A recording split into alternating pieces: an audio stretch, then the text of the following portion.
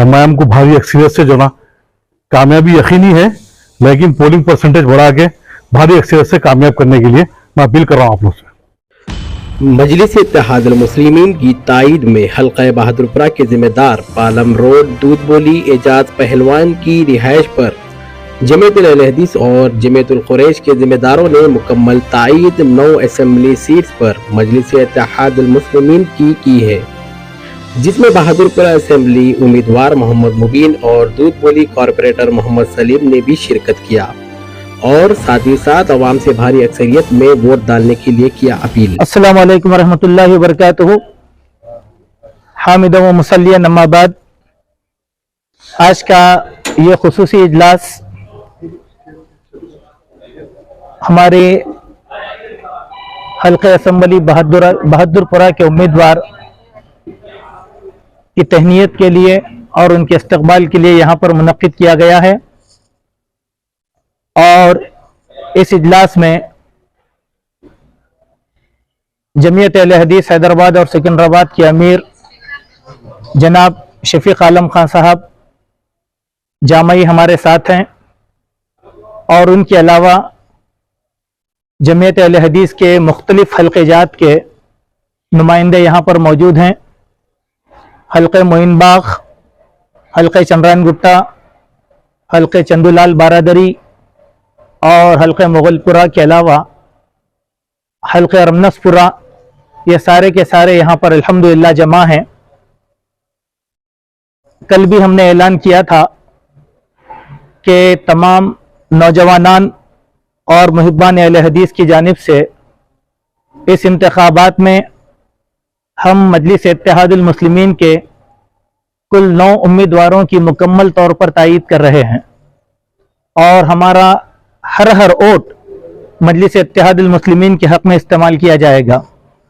इसीलिए कि मजलिस मुसलमानों की नुमाइंदा जमात है और हर वक्त मुसलमानों के मसाइल को लेकर क़ायदीन मजलिस इत्तेहादुल मुस्लिमीन हमेशा से खड़े रहते हैं और हमेशा मजलिस के कॉरपोरेटर्स और उसके एमएलएस हर जाविये से हमारे साथ मौजूद रहते हैं। कुछ लोग ऐसे भी हैं जो इस वक्त मुसलमान होते हुए खुद मुसलमानों को नुकसान पहुंचाना चाहते हैं और उन लोगों की यह ख्वाहिश है कि मजलिस का नुकसान हो, लेकिन हम ये चाहते हैं शरई तौर पर भी मजलिस एक नुमाइंदा जमात होने के नाते इसकी हरगिज मुखालिफत नहीं की जा सकती।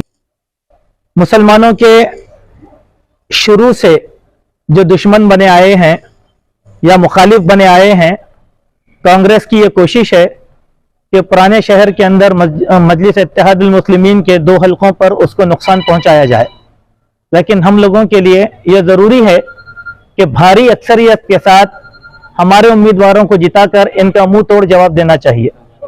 इसीलिए क्या आप बताएं कि मुसलमानों की इज्तिमाई जमात को नुकसान पहुंचाकर हमें क्या हासिल होने वाला है। और यहाँ पर अगर बड़ी मुश्किल से आप अगर मजलिस की तारीख पढ़ेंगे, सालार मिल्लत अलहाज सुल्तान सलाउद्दीन अवैसी साहब के ज़माने की जिन सीटों को मजलिस ने हासिल किया, उसके पीछे कई बरसों की मेहनत लगी, जिद्दोजहद की गई और दुश्मनों के मुंह से वो सीटें खींची गई हैं। फिर उसको दुश्मनों के मुंह में डालना, यह सबसे बड़ी मुनाफिकत है। एक बात बहुत ज्यादा उम्मत के अंदर फैलाई जा रही है, मैं उसकी तरदीद यहां पर करना चाहता हूं कि बार बार सदर मजलिस के बारे में यह कहा जा रहा है कि पूरा हिंदुस्तान फिरते हैं लेकिन गोशा महल क्यों नहीं लड़े। सदर साहब ने इसका जवाब दे दिया कि मैं गोशा महल कभी लड़ा ही नहीं।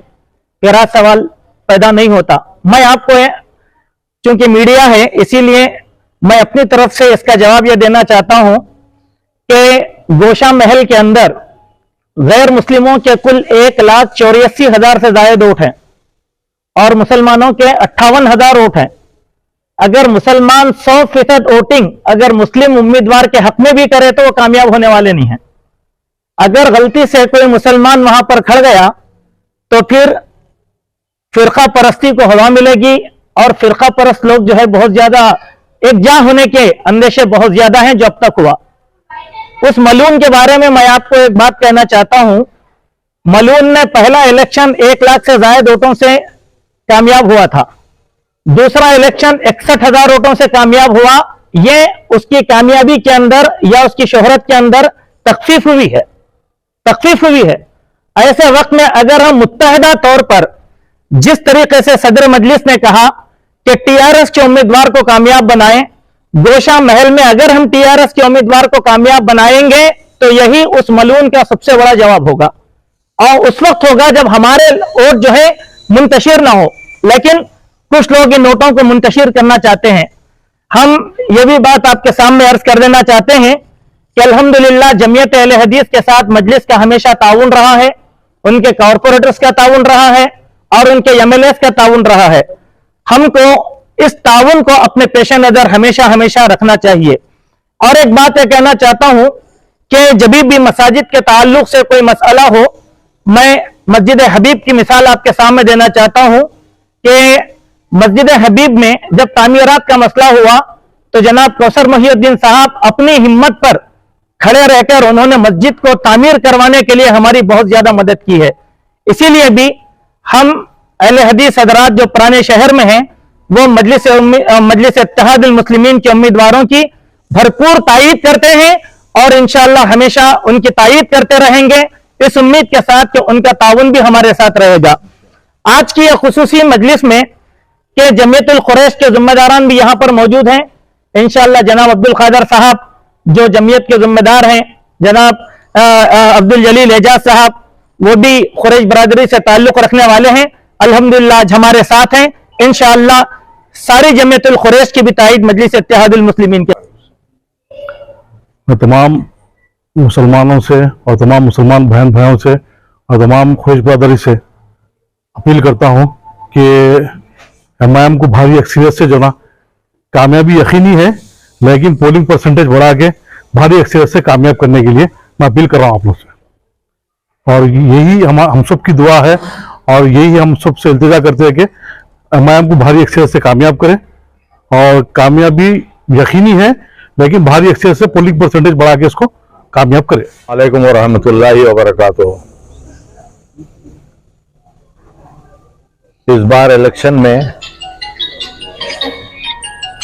एक इज्तिमा होता था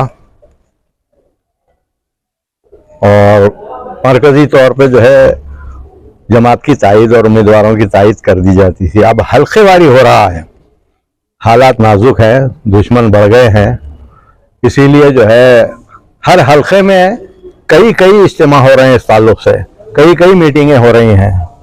अभी हमारे पास जो है लोग छुट्टी मारते थे उस दिन 30 तारीख को, कारोबार बंद करके फार्म हाउस को चले आते थे या कहीं दूर दराज जो है पिकनिक स्पॉट को चले जाया करते थे वोट नहीं डाल के। तो इस बार उनसे अहद लिया गया कि आप जरूर जाइए, फार्म हाउस को जाइए, किसी और पिकनिक स्पॉट पे जाइए, जहां जो मनोरंजन आप मनाना है मनाइए, उससे हम रोक रहे नहीं आपको, लेकिन सबसे पहले वोट डालेंगे। आप वोट डालेंगे तो आपका अमली सबूत होगा जमात के साथ, आपकी वाबस्तगी है, आप जो मोहब्बत का इजहार कर रहे हैं वो बिल्कुल सही है, कौल में भी फेल में भी। तो हम उनसे फर्दन फर्दन जो है अहद लिए हैं, हमारी बिरादरी के लोगों से। थोड़े डुमा मारते थे, लेकिन इस बार वो लोग वादा कर रहे हैं कि हम डुमा नहीं मारेंगे, पहले वोट डालेंगे उसके बाद जाएंगे।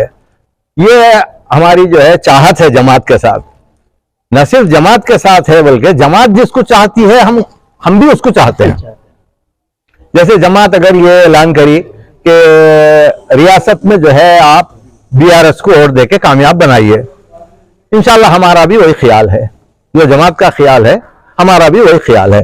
बीआरएस के उम्मीदवारों को जो है हम वो बाकी जितनी भी सियासी बातें हैं वो ऊपर के लोग जाने, वो लोग ये भी तय करेंगे, हमको उसमें मशवरा देने की जरूरत नहीं। कोई बुलाया नहीं हमारे को मशवरा देने के लिए कि भाई वो गोशा महल से क्यों नहीं लड़ाए, क्यों नहीं खड़ा करे। वो जो बेहतर मुनासिब समझेंगे बड़े लोग वो करेंगे, हमको सिर्फ जो फैसला किया गया है उसको मान लेना है।